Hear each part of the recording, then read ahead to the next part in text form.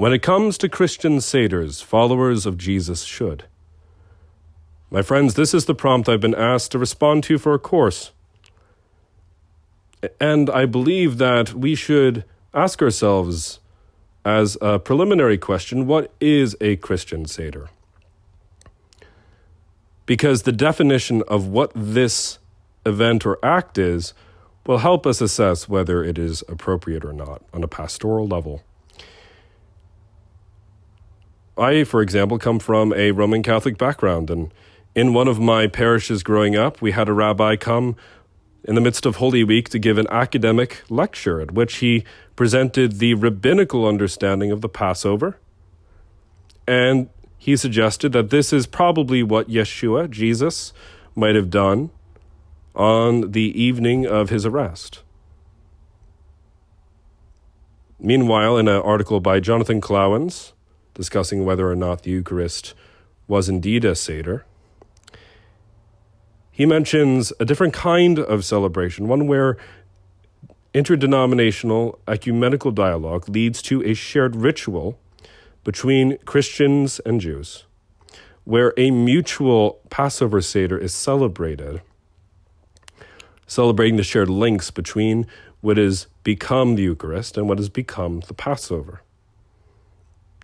And of course, there is the rise of Messianic Judaism, denominations of individuals who identify themselves both as Jewish and as believers in the Messiah. And these celebrate a kind of Eucharist that more closely resembles the rabbinical Passover Seder. Now, in all of these instances, what should the followers of Jesus do? I think it is only fair to say it depends on the situation, and it depends on the environment. And it depends on the terms of the interfaith dialogue.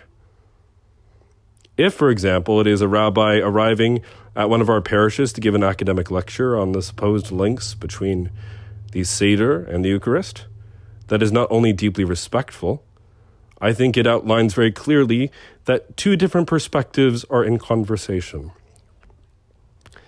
It gets messier, obviously, when two religious communities have a shared ritual.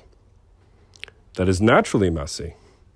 How do we know that both communities aren't sacrificing something of their own point of view or perspective, or misappropriating the other's language or rituals or customs? This has become a major source of concern in the so-called modern era. And yet, I don't find these too threatening from a Christian point of view at all. And as for the Jewish individuals with whom I have grown up, and with whom I have had deep connections, having an aunt from Tel Aviv, Israel, and younger cousins who identify themselves as Americans and as Jewish, these interfaith Passover Seders, or Christian Seders, as this prompt would have us call them, essentially boil down to celebrating the newfound ecumenical positive feeling that has grown up particularly in the eastern seaboard of the United States, in Christian-Jewish relations. We must recognize the context of all of this. This occurs after nearly 2 millennia of persecution. 2 millennia in which the institutional church has ruthlessly appropriated and harmed Jewish communities. And so I believe that any positive, authentic dialogue between Jewish and Christian circles is to be warmly welcomed, provided, once again, that both parties entering into celebrating a so-called Christian Seder, I don't like that term, I would just simply call it a Seder, are fully and entirely aware that this act is one of mutual appreciation rather than a misappropriation. And in light of that, I find such an action to be positive. As for Messianic Judaism, well, this is, of course, the thorniest of all the three, if we want to call this a Christian Seder. After all, Messianic Judaism tends to anger contemporary rabbinic communities at times, seeing it as a kind of attempt to claim Jewish identity outside of the purview of the current development of Judaism in contradistinction to Christianity. I believe that that is a whole topic in and of itself. I would love to give a separate lecture about it at some point.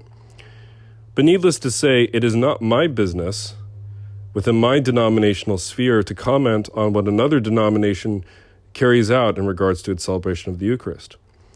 Only that, once again, if they are celebrating the Eucharist in continuity with the rabbinic Passover Seder, I find it a powerful statement about how interconnected these ritual acts are. That leads me to conclude very briefly. Was the Eucharist ever a Passover Seder at all? This is Jonathan Clowen's big discussion in his article. And he ultimately concludes not, because he believes that we cannot harmonize the Synoptic Gospel's clear presentation of the Last Supper being conducted on a Thursday evening, of the night of the arrest of Jesus. Let's say on the eve of the events that will culminate in the Passover. Whereas the Gospel of John presents a chronology that is utterly different, having Jesus seemingly crucified on the Passover. And that's supposedly why John never has the words of institution spoken over the elements of bread and wine. So you have two chronologies, a synoptic Passover chronology, a Seder Last Supper chronology supposedly, and a Johannine chronology that seems to have Jesus actually slain on the day the lamb would be slain. Just to clarify there. Now, that, I believe, is a misreading of the Gospel of John and a misreading of the Synoptics as being in contradiction. We have to realize that there is a mystery of chronology at work. And if we claim boldly that John and the Synoptics cannot be harmonized, we are then claiming that we can infallibly go in a time machine back into the 1st century AD and say what precisely happened. And that's assuming that we ourselves have the, dare I say, the chutzpah to claim that we know precisely what is in the mind of the evangelists. Let us say that there is an apparent or seeming contradiction. And let us admit that there were multiple calendars or chronologies available in the 1st century AD.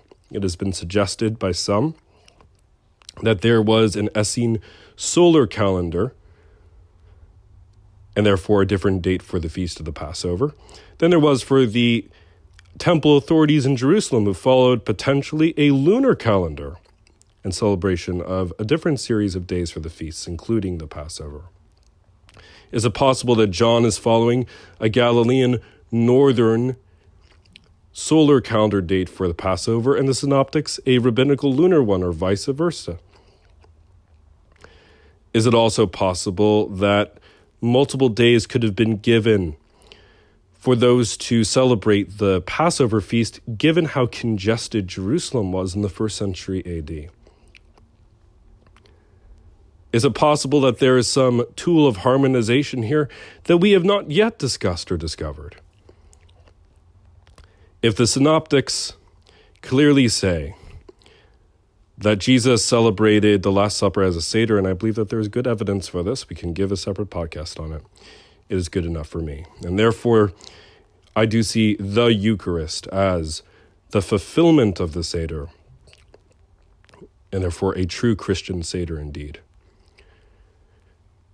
But as for the meeting of Jewish and Christian communities in celebration, I believe that this is a net positive, and I look forward to your comments in this video below. God bless.